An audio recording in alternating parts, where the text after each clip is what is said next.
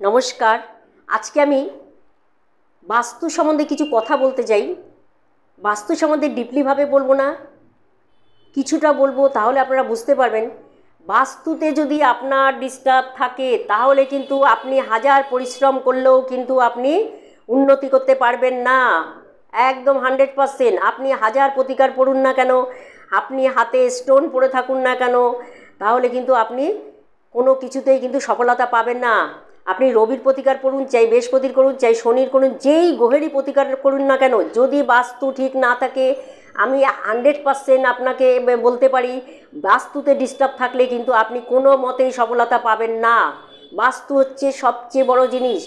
বাস্তু হচ্ছে একটা মন্দির। বাস্তুতে যদি ঠিক মতো সঠিকভাবে আপনার কোনো জিনিস সেইভাবে যদি পজিশন মতো রাখা না থাকে তাহলে কিন্তু আপনি আজীবনকাল সমস্যা ফেস করবেন। কিছু মানুষ আছে বাড়ি চেঞ্জ করে কিন্তু সমস্যা থেকে বেরিয়ে আসতে পারে, কারণটা হচ্ছে তারা বাস্তু যখনই চেঞ্জ করে তখনই কিন্তু সমস্যা থেকে বেরিয়ে আসতে পারে। কিছু মানুষ আছে এই বাড়িতে আসার পর থেকে কিন্তু আমি সমস্যা ফেস করছি, আমি উন্নতি করতে পারছি না, আগের বাড়িতে ছিলাম আমি খুব উন্নতি করতে পেরেছি।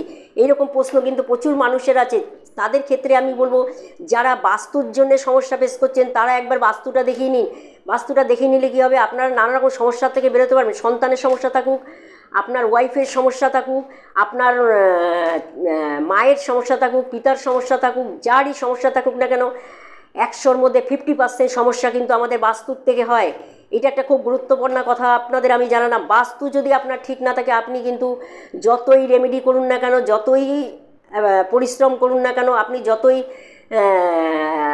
এগোতে যান না কেন, আপনাকে কিন্তু এগোতে দেবে না। এগোতে গেলে কিন্তু আপনাকে বাধা দেবে, কারণ বাস্তু যদি ঠিক না থাকে রোগে ভুগতে পারেন, কোনো কাজে কিন্তু সাকসেস পাবেন না। বাস্তু যদি ঠিক না থাকে আপনার বাচ্চা কিন্তু পড়াশোনা করলেও কিন্তু সেইভাবে রেজাল্ট ভালো করবে না। কোনো স্বামী যদি সকাল থেকে রাত অবধি পরিশ্রম করে সেও কিন্তু উন্নতি করতে পারবে না। আপনি যদি 500 টাকার কাজ করেন, আশা করেন আমি 500 টাকার কাজ করেছি, সেখানে কিন্তু আপনি দেখা যাচ্ছে দিনের শেষে আপনি সেখানে 300 টাকা পাচ্ছেন। পরিশ্রম করেছেন 500 টাকা, অথচ 300 টাকা আপনি পাচ্ছেন। সেই ক্ষেত্রে বলবো বাস্তুর সমস্যার জন্য কিন্তু এই সমস্যাগুলো আপনাদের ফেস করতে আছে। প্রত্যেকের বাস্তুটা একবার দেখিয়ে নিন। বাস্তু সবচেয়ে আমাদের মানে সুখের জায়গা। বাস্তু যদি ঠিক না থাকে আপনি হাজার কিছু করেও কিন্তু আপনি কিন্তু জীবনে উন্নতি করতে পারবেন না। বাস্তু আগে ঠিক করে নিন। বাস্তু ঠিক করলে আপনি জীবনে কিন্তু খুব বড় একটা জায়গায় কিন্তু আপনি পৌঁছতে পারেন। বাস্তুর থেকে আমাদের 50% সমস্যা আসে। যারা জানছেন, বুঝতে পারছেন না কোথার থেকে সমস্যা আছে, তাদের বাস্তুটা একবার দেখে নিন। বাস্তুতে দেখুন আপনার কোথায় কী রয়েছে। যদি বাস্তুতে আপনার ঈশান কোণে ডিস্টার্ব থাকে তাহলে কিন্তু বাস্তুতে আপনার সমস্যা। যদি আপনার কিচেন ঠিক জায়গায় না থাকে তাহলেও আপনার সমস্যা। যদি আপনার টয়লেট ঠিক জায়গায় না থাকে তাহলেও আপনার সমস্যা।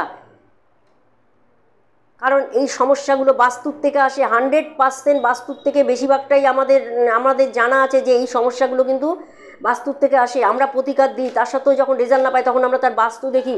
তখন কিন্তু বাস্তুর জন্য কিছু যখন তাদেরকে বলা হয় বাস্তুর জন্য এই কাজটা করতে হবে, বাস্তুর জন্য এই কাজটা করলে কিন্তু আপনি রেমেডি এবং বাস্তু দুটো যদি একসঙ্গে করা হয় তাহলে কিন্তু 100% আপনি রেজাল্ট পাবেন। এতে কোনো রকম সন্দেহ নেই। বাস্তু ঠিক করুন। বাস্তু ঠিক করলে কিন্তু আপনি 100% রেজাল্ট পাবেন। দর্শকের উদ্দেশ্যে আমি জানালাম, আপনাদের যদি সমস্যা ফেস করেন বাস্তুটা একবার দেখে নিন।